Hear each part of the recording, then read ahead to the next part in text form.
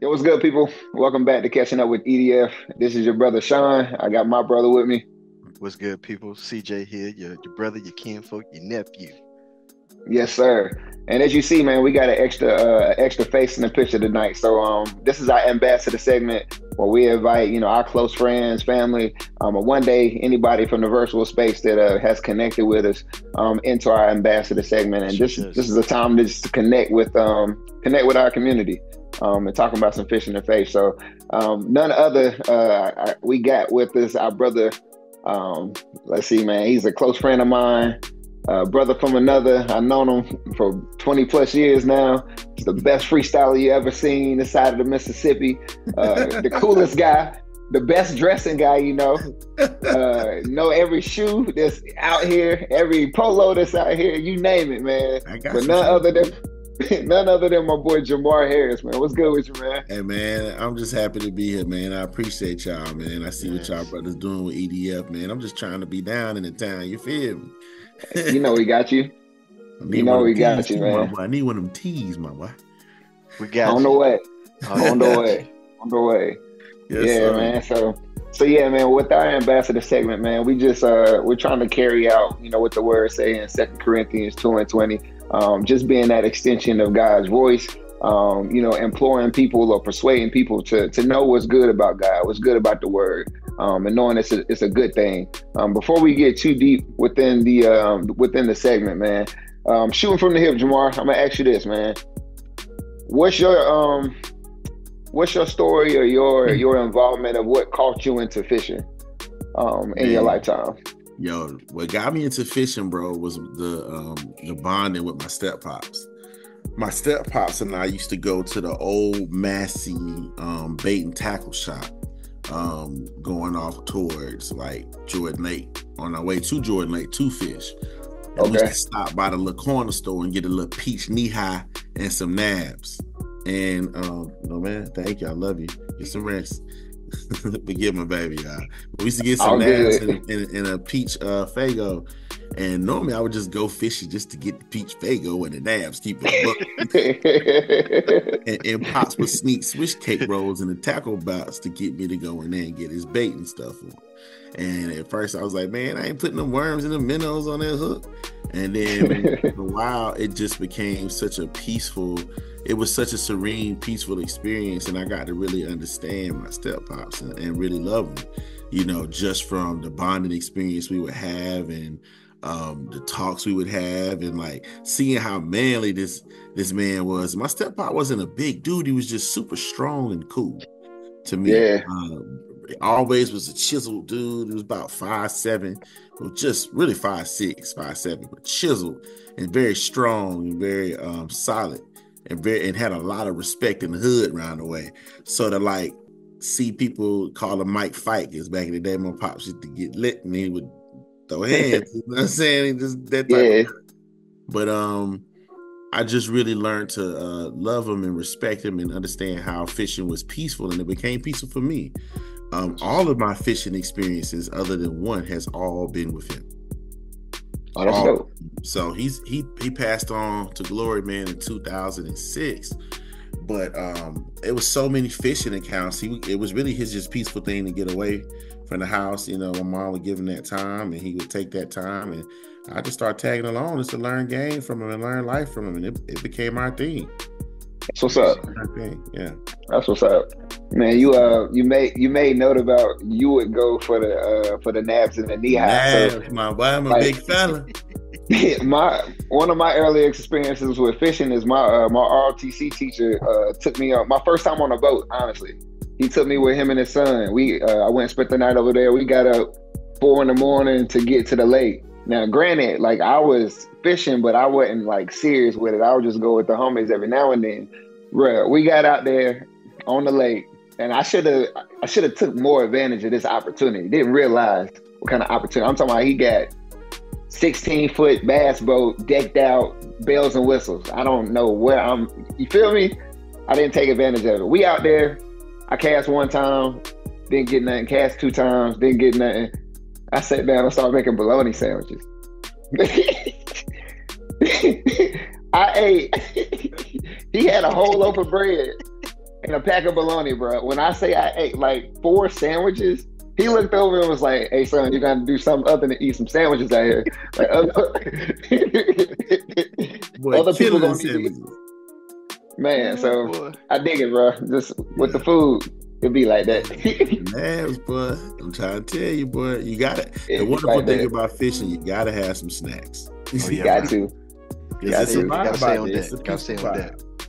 Oh, and so I guess just to move into the next part, man, like express to us what's your story of how God caught you so you can one day and ain't no one day so you can actually catch people, because if people don't know, like this is evangelist through and through. Like this guy he's never met a stranger, and ever since Facts, bro. ever since God has, maneuvered in his life so he can be where he is today, him expressing the word to people is like, us getting together, going to play the game or going to play basketball. Like it's second to none. So like, what's your story of how God actually caught you in the midst of everything that was in life to get you to this point today where you can catch people for him? Well, for me, Sean and CJ, the one thing about me is that people don't know this, bro, because I'm so talkative. But when I first got to college, man, I was dealing with severe social anxiety. I wouldn't even go into the cafeteria, bro. I wouldn't go around people. Even in high school, like my junior, senior years, kind of when it flared up.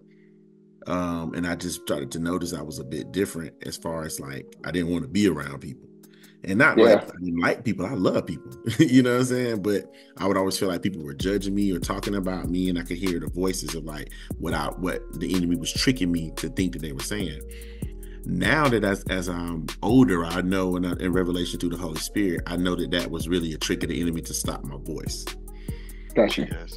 When I got to college, my freshman year, I was dating a girl, and she took me to a church in Greensboro, and it was a prophetic evangelist church. And boy, when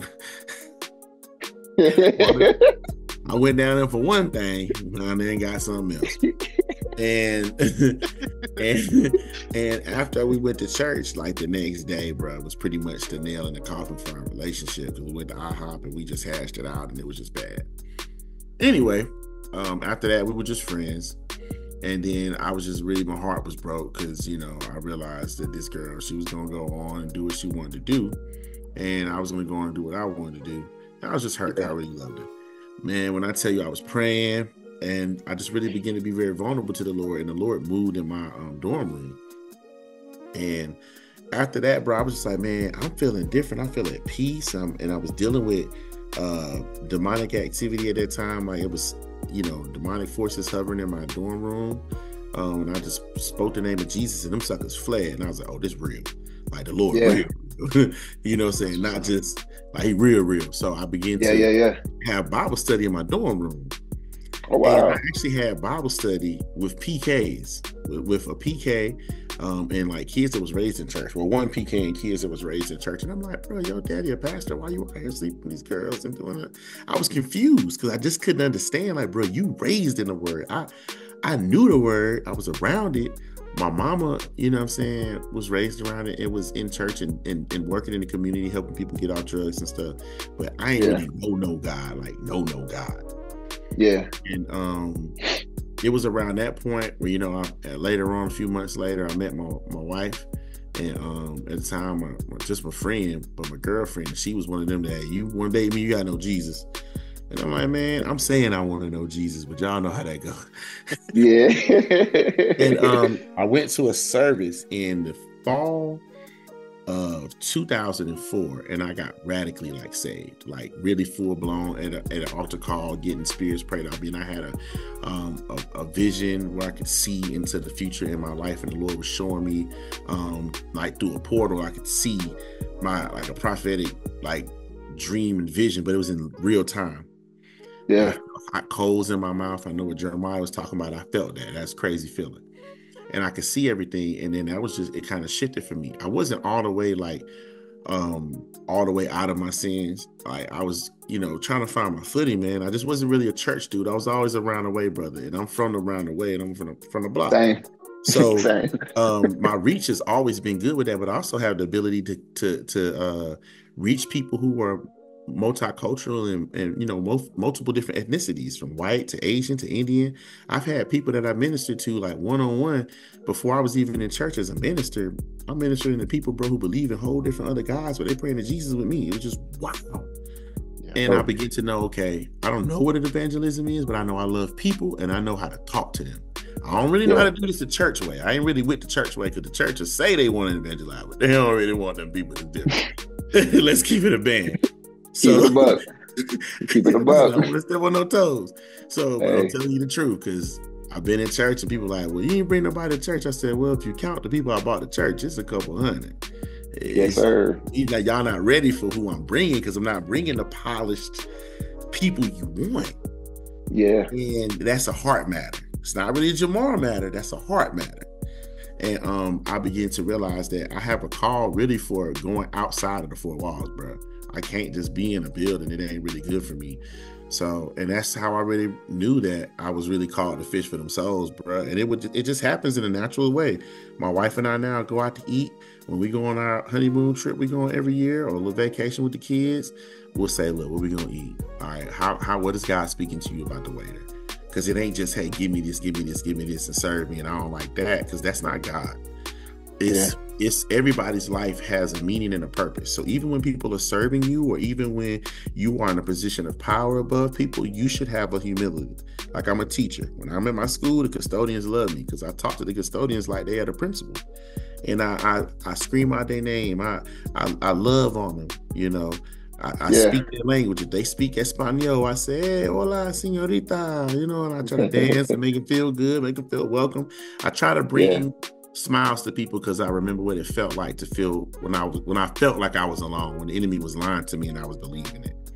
So I believe that's a huge part of my gift of being an evangelist. And I really realized that when I was in college, that I could just connect with people fast and rapid. What's up? Yeah. That's what's up, man. Short way. Try to move as fast as quick. That's good. That's good. No rush, man. Like what I said, preach, brother.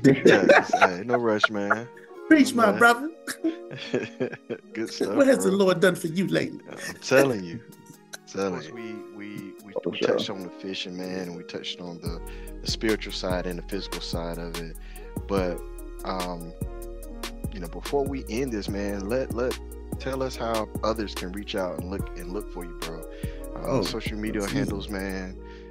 Just stuff like that, how they can reach out and be preyed upon, man. Because most people, like you just said, they always want somebody polished. And sometimes people don't know who they can actually come to in a time of suffering or whatnot.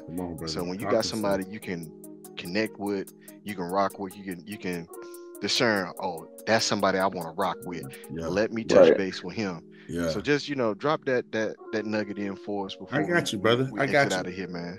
They can follow me at Jamar Quintel Harris on Facebook. But my main way of communicating, I'm an IG, brother. I ain't gonna hold you. I'll be on IG. Instagram, baby. Everyday Jamar, everyday spelled out, just like every day in my name, Jamar. You can find me on there, man. I'm always talking about some sneakers. I'm always talking about, I do what you call like fit videos, where I like post my t-shirt, my sneakers. Just did one today at school. Got me some brand new sneakers, some my Air Jordan 3s. Crazy pair of sneakers. Matter of fact, I got you. You got to see me. You got to see me. Hey, it's everyday fishing, but we're still on a mission. You feel me? You feel me? It's crazy. It's a rare day that I get to talk about shoes. These joints is crazy. Look out. That was cold. Crazy. Look, man, look at the pillow satin inside. Ooh, the plushness. Again, Jordan had the nerve to let him put an A on the tongue. Come on, bro. You can't get no better than this. That's dope. I'm trying to tell you, boy, sneakers so fly, boy, make you want to go out and buy. But yeah, I did a fit video with those today. I try to incorporate the word the Lord told me about 2 weeks ago to incorporate the word into those videos. I put rap songs over it. I think a lot of times, us as believers, we put God in a box. I don't believe in God in a box, because I done seen God move at times over people. I done seen drunk give me a word and it was on point. So who am I to deny the power of a holy God because of my finite, limited mind that has an end date and a start date and an end date. God ain't got to start the end date. He's the Alpha and Omega, meaning he's all in all. So when we really begin to think of him like that, you begin to realize that, hey, yo, bro, it ain't just to pray over the people at the church. You got to pray over the people who don't even believe. Right. Yeah. You know what I'm saying? Like, you got to intercede for them. The main ones. Yeah. That's what Jesus is doing for us on the right side of the Father. I know he praying for me. My Lord, Daddy, keep that boy great. Keep him. He needs you. I know he doing that because I know. You know, I'm keeping it a man. But Everyday Jamar on Instagram, Jamar Quintel Harris on Facebook.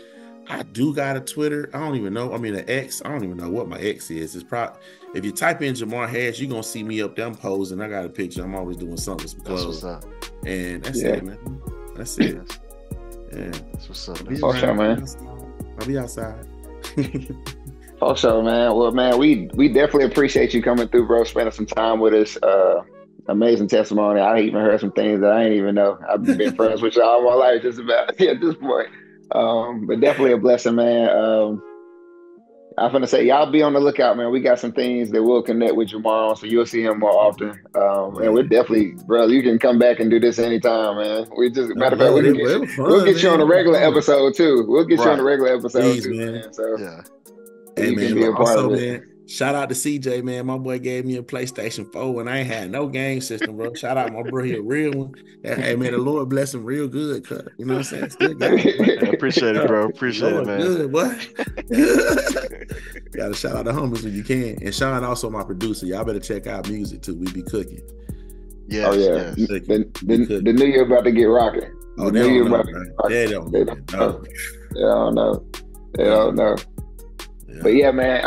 So we're gonna close it out like this. Before I actually do the closing, man, we wanna let y'all know for the first quarter we about to be working on getting our merch out to y'all for real. You see us wearing these shirts. This is us. This is the Stay Cool Bears Fish 2. CJ has on the this is very limited edition, but CJ's got on the tight lines, just the E.D.F logo. And we're going to be, trying to figure out exactly what design we want to go with for the launch. It may be 1 to 2 designs. It'll be a limited run, but we're going to continue to let you see these and kind of be involved in what you will want to actually wear by. And then we're gonna go for it, man. And preferably you can support. If you don't support, let your grandpa, your uncle and them know that fishing can get down, and they can support it too. So however that may be, man, for real, be on the list for that. So we'll get with you, get with all of y'all soon on that. And then actually, I'm gonna close with this. This is the message version of 2 Corinthians 2:20. Said God has given us a task of telling everyone what he is doing. We're Christ's representatives. God uses us to persuade men and women to drop their differences and enter into God's work of making things right between them. We're speaking for Christ himself now. Become a friend with God because he's already a friend with you. And so we'll leave it at that, man. And Jamar, we always say, man, live life the everyday way, brother. Yes, everyday way, man. Live it the everyday way. I like that. I'm still in that, folks. Oh, sure, man. Well, y'all have a good night, man. We'll see y'all on the flip side. Peace.